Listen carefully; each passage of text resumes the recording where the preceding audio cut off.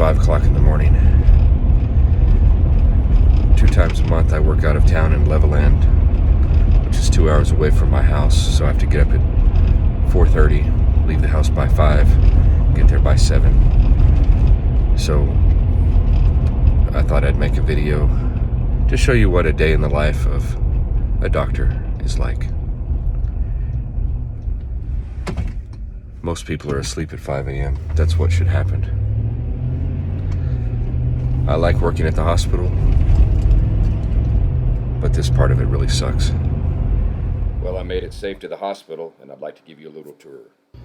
So here's my call room. You can see I'm in the hallway of the hospital, and you come up to this door that's pretty much unlabeled.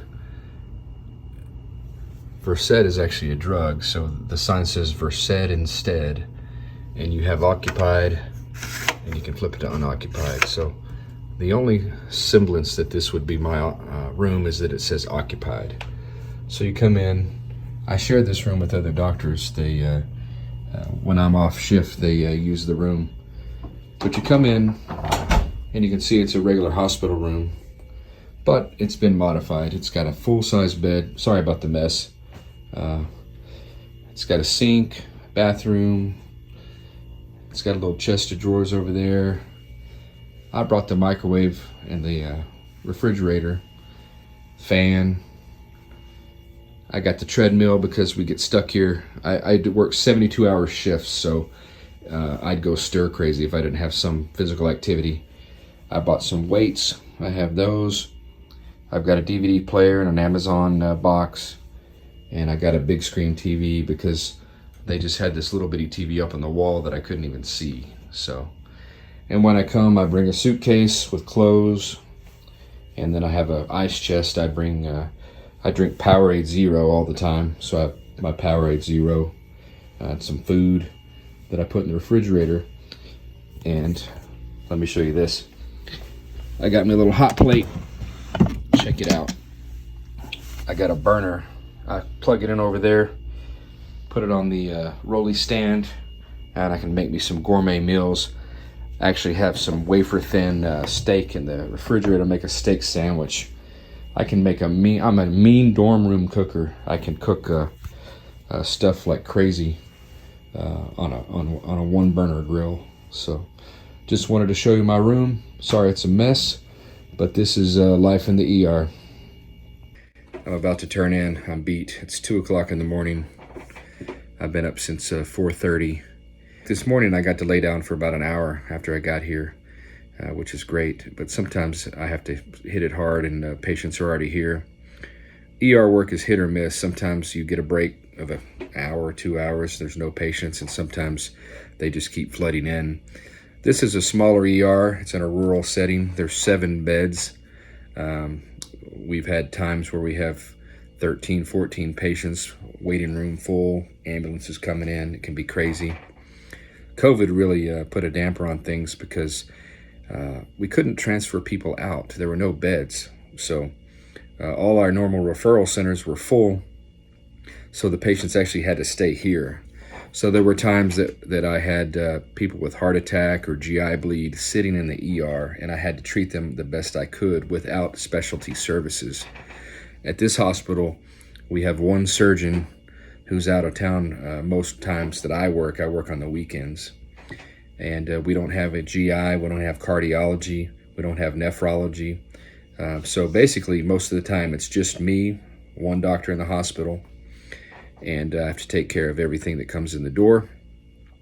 And if I can't transfer it out, they have to stay here and I take care of it. So I'm treating, I was running an ICU. I had 2 or 3 patients on hold in the ER to get beds during the worst part of COVID.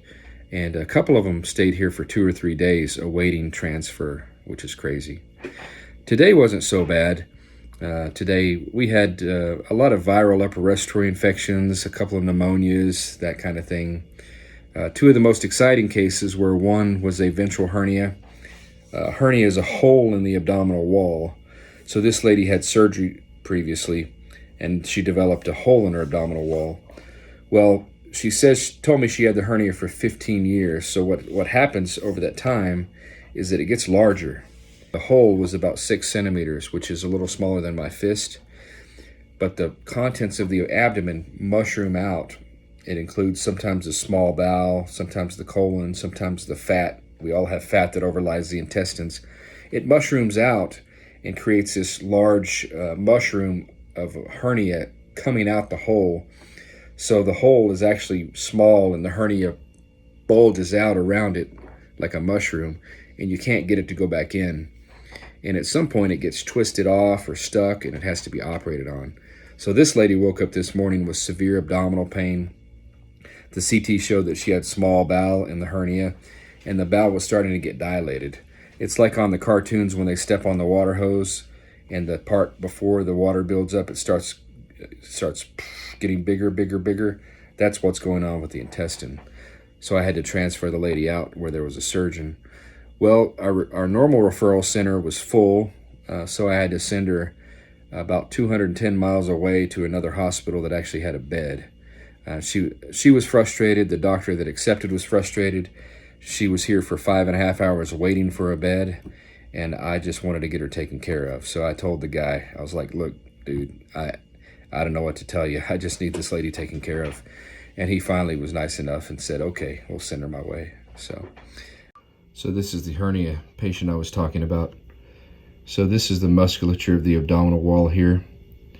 There's a gap here, and then it picks up over here. So this gap from that muscle to that muscle, that's the hernia. There's a hole in the abdominal wall, and it mushrooms out into the fat. Here are clips from previous hernia repair, and I can tell she's had mesh put in. It's thicker right there. The muscle looks thickened, but it didn't cover the hernia, or there was an area where it recurred above it, because that's an actually hole with bowel protruding out in the hernia. And we're scrolling down now, and you see there's still contents from the abdominal cavity in the subcutaneous tissue. So this stuff should not be there. This is intestine out and the fat of the abdominal wall on top of the muscle.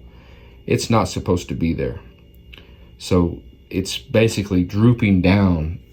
The intestine is mushrooming out the hole and then drooping down and being pulled by gravity. Find is intestine, and it's hard and firm and tender. And so that's how I know she needs to be transferred for urgent surgical intervention. Another interesting case was a boy, teenager, that was running at a birthday party, and he fell, and he reached for a metal pole to brace himself so he wouldn't fall on the ground.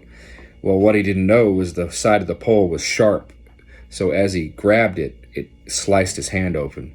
So he had about a 5-centimeter cut on his palm. So I had to numb that up and sew it. It didn't cut any tendons or arteries or nerves or anything. We test for that. We do a test where we have them move all their fingers, give an okay sign, that kind of thing, test for feeling. There was no arteries involved, no nerves, no tendons. So I got him sewed up, fixed up, and taken care of pretty quickly. So anyway, like I said, it's 2 o'clock in the morning. It's been a long day. I'm on shift for 72 hours. The phone could ring at any time, so I need to lay down and get a little shut-eye. We have a motto in medicine, and here's how it goes. Eat when you can, sleep when you can, and don't mess with the pancreas. That's the surgery motto. So the pancreas is an unforgiving organ. As you know, it controls blood sugars. It also helps digest fat. It sits behind the stomach in the upper abdomen just to the left. And surgeons do a lot of things, pretty ballsy. But as far as the pancreas goes, that's the motto, don't mess with it. But we do mess with it. Sometimes we have to take it out because there's a tumor, or we have to scoop it out because there's infection. But I was just letting you know our motto. So the motto tonight is eat when you can, I already ate, and sleep when you can, I'm going to sleep. So thanks for listening, If you have comments, if you have questions about me or medicine, any medical question about a medical show, let me know. I'll answer it. My wife watches a bunch of the medical shows, and I'll walk in the room occasionally and see it on, and I'm like, hey, why are they yelling stat? Like, when I order something in the computer, I put stat. You have to pick routine, urgent, stat. I don't think I've ever yelled stat, because if I'm yelling, if I'm shouting out an order, you pretty well know it's stat or I need it now, right? I don't have to preface that like, oh, and by the way, I need it now. So I don't yell stat. I don't know why they yell it on the shows all the time. The only time I've yelled it one time, this patient really wanted something to drink, and they had surgery, so I didn't allow them to have anything to drink until they started having bowel function, meaning passing gas, or we call it flatus. Have you passed flatus? And that means the patient's like, what? They're like, have you farted? Oh, yeah, I did. So then they get to start drinking. So the patient was like, Doc, I'm really thirsty. Can you get me some water really fast? I was like, you know what, I can. So I walked out in the hallway, and jokingly, I was like, nurse, this patient needs water stat. That's probably the only time I've ever said it. So, all right, good night, folks. Hope you enjoyed it. Let me know if I can answer any questions or help you in any way. Dr. Jeff Durgin, good night.